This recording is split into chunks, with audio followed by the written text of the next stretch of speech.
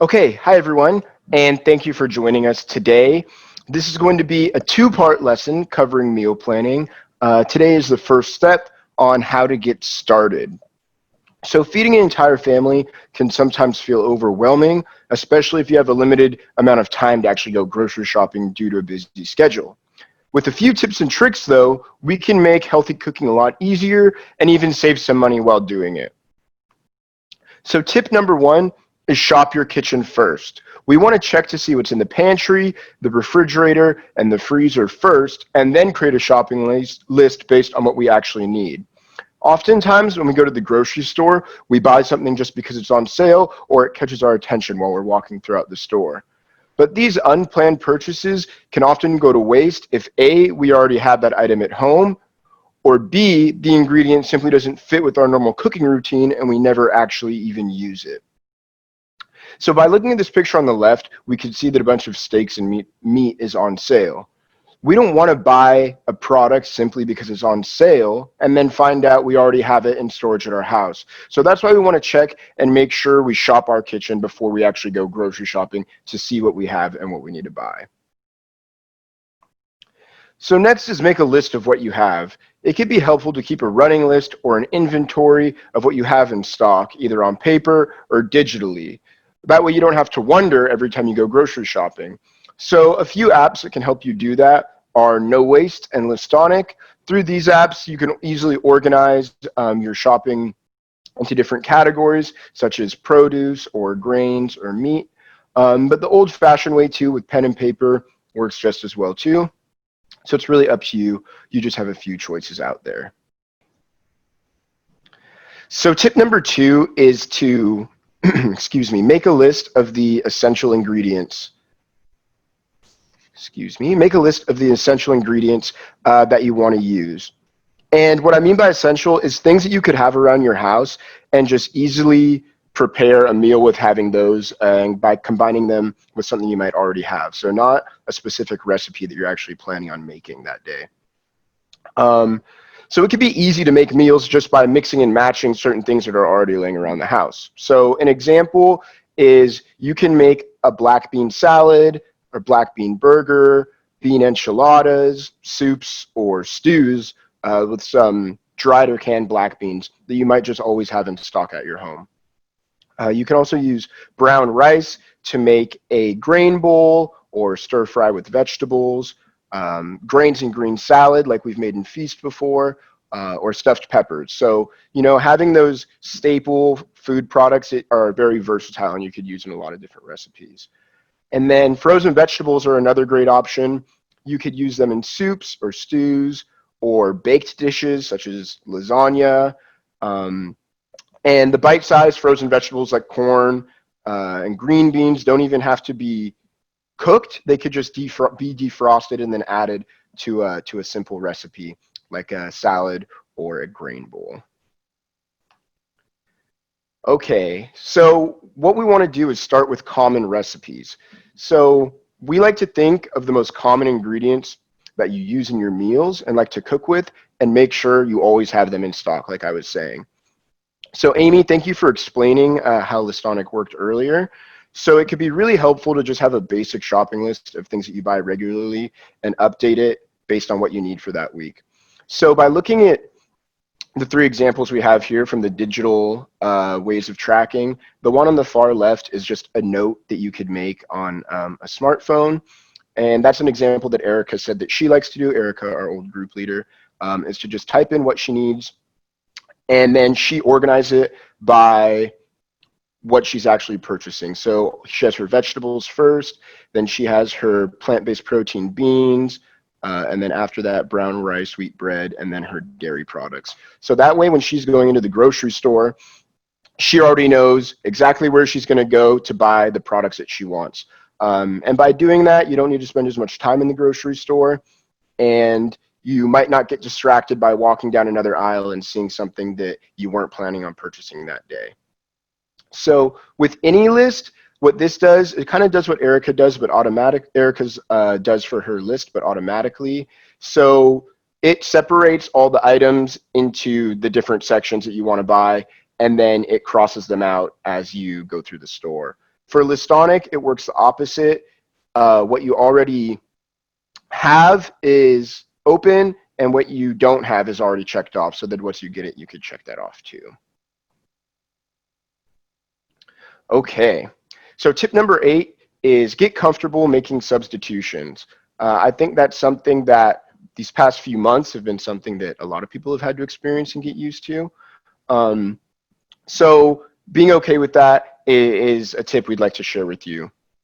It's always great and fun to try new recipes, but sometimes the recipe might be completely different and use ingredients that we're not used to cooking in our house. So the cost of getting all the ingredients for that recipe can add up really quickly if you need to buy a bunch of different spices and other flavorings to go in it.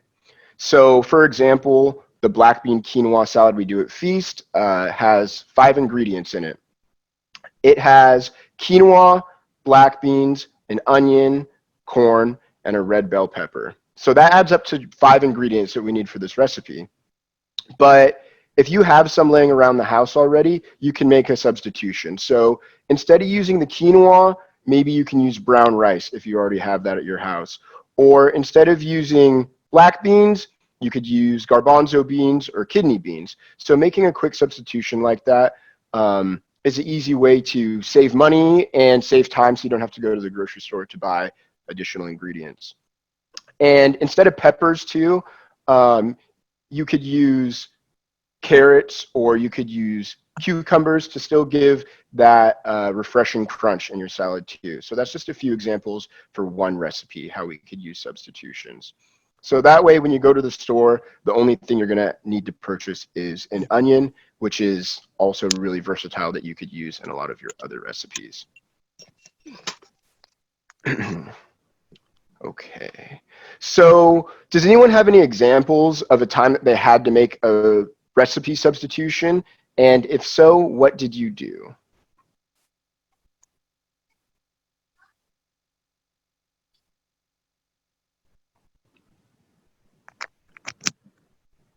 So for me, whenever I cook a new recipe and I see that it has 6 or 7 spices in it, I don't particularly want to go to the grocery store and spend $8 for a bottle of a spice that I don't have 4 times, and the recipe ends up being $50 just because I had to buy a bunch of spices. So with the spices I do have, and I'll get into this in a little bit later in our presentation, but I organize them by the type of spice it is. So if it's an herb, like thyme or oregano or dill, I keep all those together. And they're pretty similar in terms of their flavor profile, so I'll just switch those up. Or if I need a really hot spice, like cayenne pepper or cumin or something like that, generally I can just substitute those in the recipe, and it still gives not the same exact flavor, but the same kind of flavor profile. So that's what I like to do when I don't have an ingredient around my house.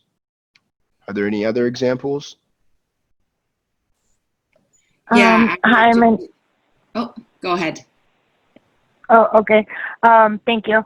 I was going to say I have allergies, so I have to make a lot of substitutions for my vegetables. I'm allergic to like dark leafy greens, spinaches, so I use a lot of root vegetables instead in my diet to substitute for the things that I can't eat. Wow, that's interesting. Thank you. Tiffany, is that you? Yes. Okay, I recognize your voice. Hi. Hi, Tiffany. Thank you for joining us. Jolene, did you have something you wanted to share too? I think I missed, I couldn't hear what Tiffany said, but I generally make substitution only when, if I feel like the substitution is easy, like eggs. When I'm making baking and I don't have eggs, I will try to substitute with different kind of milk. But it's tricky with baking, so some other times I would decide to use a simpler recipe instead. Thank you, Jolene. Okay, so tip number 4 is invest in tools and equipment and supplies that you can use over a long time. So having the right type of equipment is just as important as keeping your pantry stocked up with whole ingredients. So a few examples are using smaller bowls and multifunctional tools can help you save time. Washing, doing dishes with storage space, so it doesn't make cooking feel as much as a chore. So we suggest going to your local dollar store. You can find a lot of these tools and supplies there. You could find multi-size Tupperware with lids, nesting or collapsible bowls, which we use at Feast, makes it really easy to, if you need to transport them, they only take up a little bit of size, and if you need to store them, they don't take up that much space. Multi-size cutting boards, like you can see here, salad spinners, and small food processors or choppers, or maybe a small blender that you can just tuck away in your cupboard too, are some great things to invest in that can help make the cooking process easier for you. So does anyone have any tools that they like to use in their kitchen that they find makes cooking easier for them?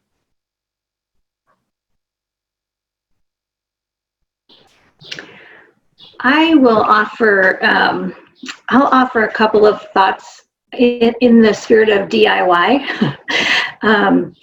So that, and this I think is quite funny, with regards to a salad spinner. I have a pretty small home and a pretty small kitchen, and I wanted to have a salad spinner, never made the effort to actually go out and purchase one. And one day my husband, he took one of those, you know, those kind of netted red bags that like you could buy oranges in, or maybe sometimes onions come in them. So they're like fishnet, and they're kind of a plastic like material. Well, that's our salad spinner, right? So we keep that bag, and I just, you know, wash the leaves and put the lettuce in there. And I have a yard, right? So I can step outside my door and I'm outside. I just take that bag and I spin it like a lasso, which, you know, it's not ideal, but it's a way that I've not spent some money, and I also save some space in my cupboard. And the other kind of DIY thing that I'm sure everybody does is, of course, you know, when you buy salsa, or you get something in a glass jar or even in a plastic container that's, you know, a good size that you think you'll use, upcycle it, right? Wash it up and stick it in the cupboard and have it for use. And again, you've not spent any additional money. Thank you, Sheila. Your DIY salad spinner sounds kind of fun. I need to try that. So Erica, who made this presentation, she shared with us that she likes to use a garlic press so she doesn't ever have to chop garlic anymore. And it said it saves her a ton of time in the kitchen. So I've never used one, but after hearing her share that, that's a tool that I'm definitely going to buy, because I do not like chopping garlic, but I love using garlic in my recipes. So that's what I want to get. Yes, Amy, I like that you can raise your hand on here. I didn't know that. Go ahead. Thank you. My personal favorite is very simple, but it's a Y peeler. So, you know, usually when you buy the one at the grocery store, it's kind of like a stick, but the Y peeler looks more like this, and it has the peeling section on the top. So it's more organizable. And you can use it, double it up as a thin vegetable slicer. So I like to make carrot ribbons and zucchini ribbons and put it on top of my salad. And it's just a fun way to quickly get vegetables in without getting out the cutting board and the knife. And I guess if you have kids who don't like too much crunchy texture, that's another good way to like kind of shave off that bite for them. And I've had so many fun recipes of like shaving the carrots and then cutting them into thinner slices and making noodles that way. Or you can keep them wide, however you like it, but that's my favorite. And it's only, I think, $5 at the store. Cool, thank you for sharing, Amy. Okay, so with tip number 5, it's organize the cabinets. And I think that's one of the most important tips that we share today. Now that you know about having your ingredients and having the tools and equipment ready to help you with the meal, the next step is planning and getting that organized. So if you have time, the first step is to empty out your cabinets and reorganize them. And if you don't remember the last time you actually did that, then I guess now would be a good time to start doing that if you do get the time, right? So as you can see here, the cabinets are organized by the type of food product they are. And what I like about the image on the right is they actually got one of those label printers and labeled the shelves too. So if you couldn't already tell that we had the canned goods there or the beans and grains, that is another way to just help and keep it a little more organized. So some examples of food categories that can be grouped together are obviously canned goods like we see here, dried goods, but also baking goods, salad toppings like dressings, nuts, seeds, croutons, anything that would go on that. Produce that gets stored in a cool, dark place like onions and potatoes can go together. Spices, condiments, and sauces can also go together. And then cooking oils, vinegars, cooking sauces like that can go together as well. And then having a snack cabinet or pantry.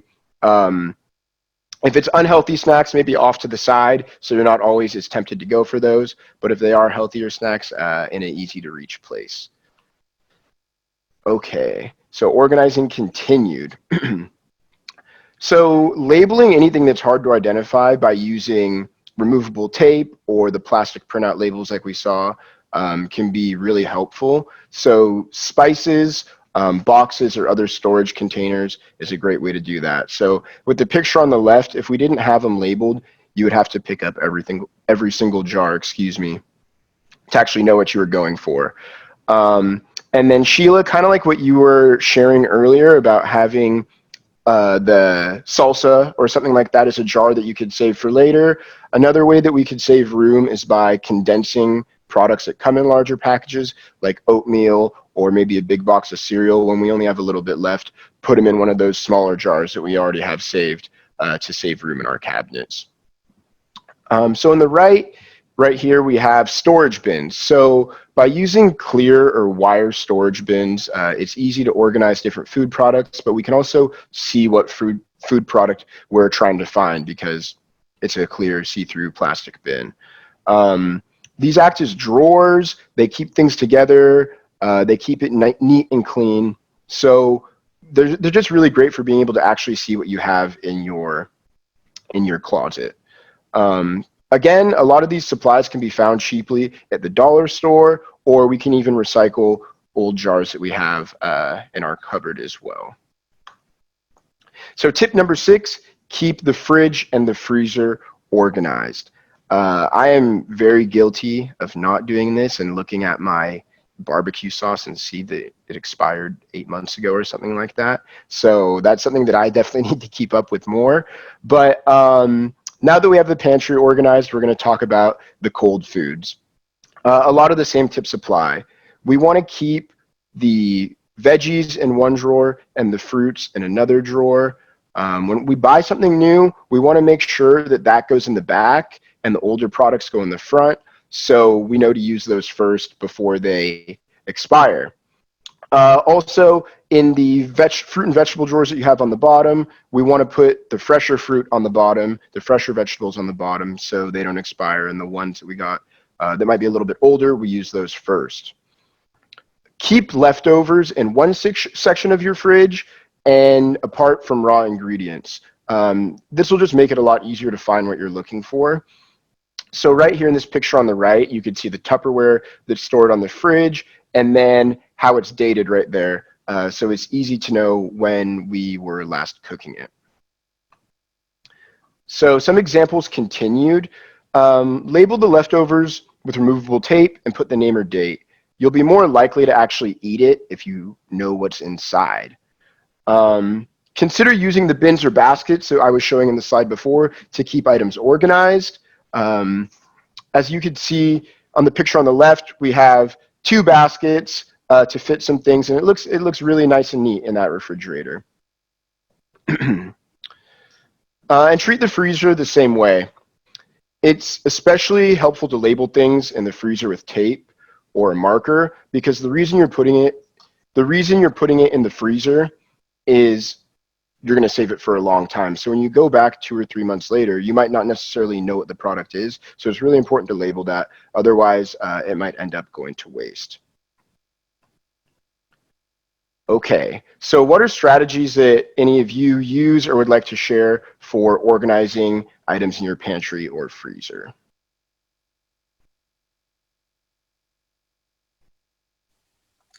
I want whoever did the things in those pictures to come to my house. Right? They're pretty. I know. Me too. My pantry, hi, this is Jolie, I'm sharing. So for me, I live in a small house with a small apartment with my housemate, and our pantry is really small in the opening and very deep inside. So for my organization, I base it off on how often I grab the ingredients I need. So for me, that means the oats, the rolled oats that we use for our feast recipe. I put that in the front because I use that all the time. And for my spices, I have it like right hanging on the door. So it's, when I open it, it's on the side. It's easy to grab. And for my refrigerator, my organization has always been whatever I need to eat first is the first layer what I see. Again, because we share a refrigerator, we tend to put like cauliflower and broccoli in the back because they can last for a little longer than, let's say, bok choy and spinach. So we put like the things that are going to go bad first on the first layer, and the things that we'll eat later and they can still survive a week in the back. It sounds like you and your roommate have that organized pretty well, and you're lucky, because I've definitely experienced living with some roommates who make organizing the kitchen difficult. So I'm glad you have that, Jolene. Thank you, Drew. I actually have a little tip for my spices. I Yes. put them on a lazy Susan, and so I don't really have to shuffle through what I need. I just kind of spin it, and it does save me a little bit of space. And for my refrigerator, I use like not shoe boxes, but the little plastic sizes, and I put my son's snacks in them so he could just grab, and he has his like little area, and he'll pull it out and put it back in as he needs and not really make a mess in the fridge. Nice. Thank you for sharing. Okay, so we are going to head and move on. So now that we have our ingredients organized, we're going to talk about the cooking tools. And there's some really great examples here that I didn't know before going over this presentation. So hopefully we'll be able to learn some good tips from this. So keep things that are most often used easily accessible. So the pots and pans right above the kitchen stove. Knives and cutting boards, you're going to want to keep those right next to the place where you actually cut your fruits and vegetables. Right under the drawer where you're actually using the food. Keep your strainers near the sink, and then equipment that you only use once in a while in the higher or lower cabinets or behind other things. Think about what you use most often and where you use it in the kitchen, and actually go ahead and organize it that way. Cooking goes a lot faster if you have everything you need and you know where everything is you need. I'm sure there's been times where in the middle of a recipe you start looking for something and can't find it, and then it starts cascading into this little stress ball because you don't know where anything in your kitchen is. So knowing where everything is before you start doing it really helps make cooking a more enjoyable activity. So here's some DIY examples, kind of taking the lead from Sheila, if you will, that you could add to your kitchen.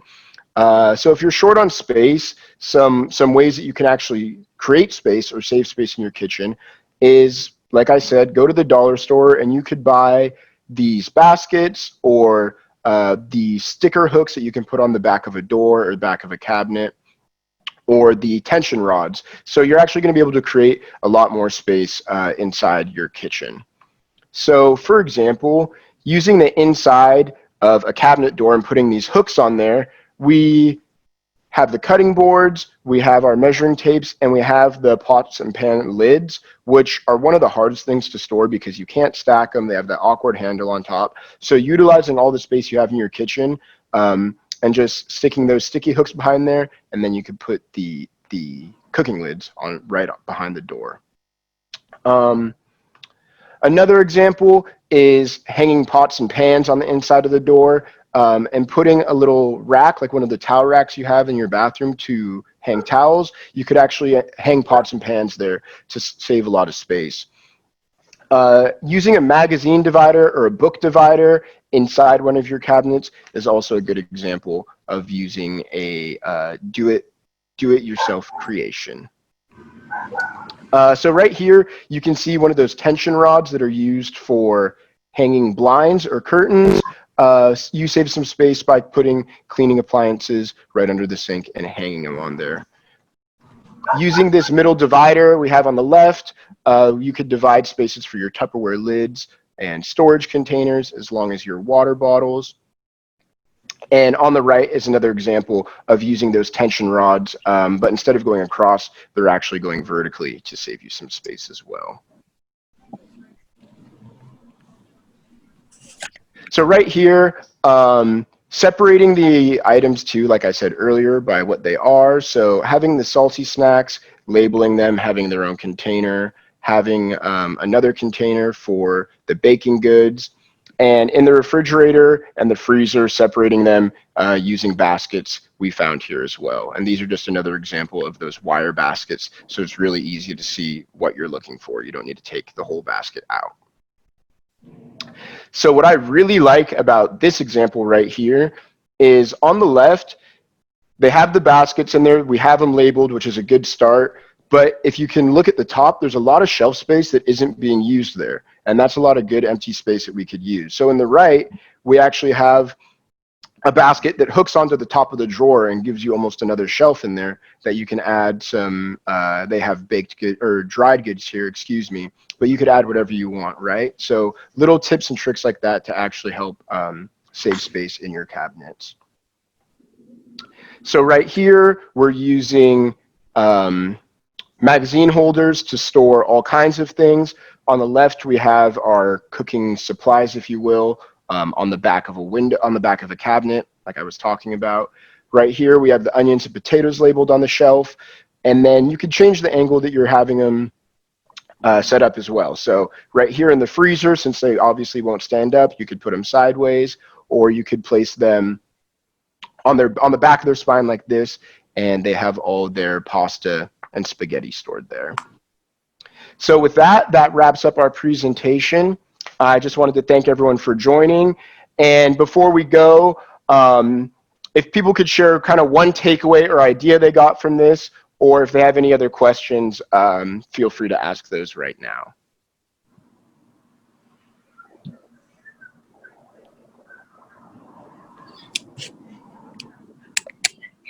Motivation for clearing out my cabinet and making a list of what's in there, and it occurred to me that one reason I don't really do a lot with all that's in the cabinet is because it's so deep, and so I think I'll get wheeled baskets to put in there that I can pull out and easily. Oh, that's a good idea.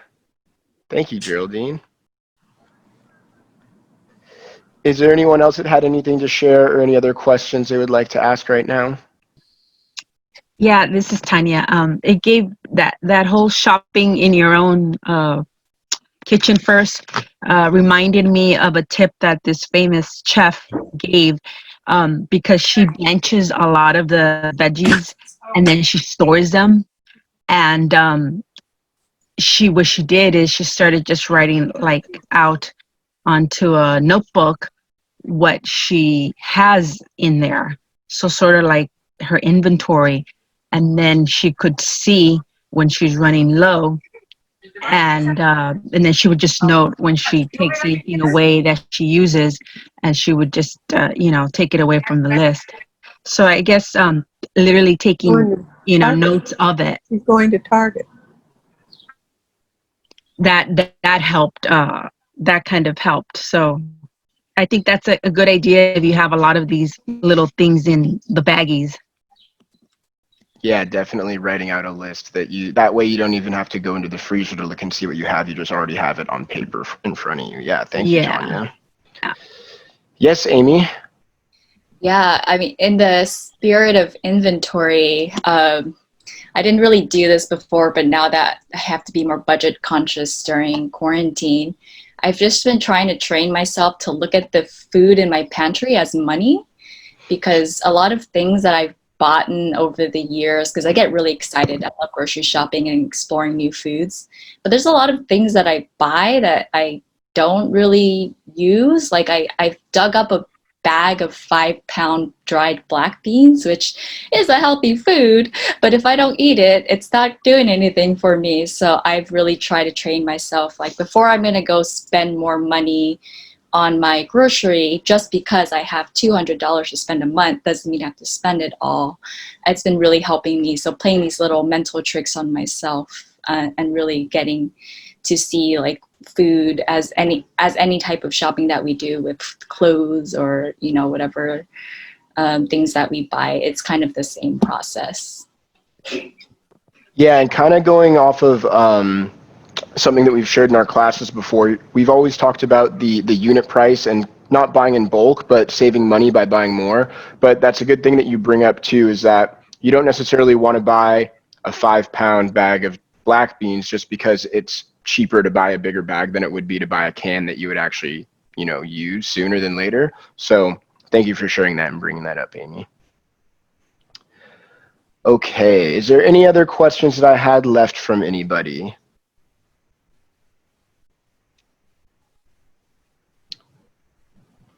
Okay, it does not look like it. I just wanted to thank everyone for joining today. We will be going ahead and posting the recording of this to our YouTube channel. So bear with us, we'll get that uploaded, and then if you guys need to access it again, you'll be able to. So I just wanted to, once again, thank everybody for joining today, and hope you have a great rest of your day, everyone. Thank you. Yeah, thank you. Thank you, Drew. Thank you so much, everyone.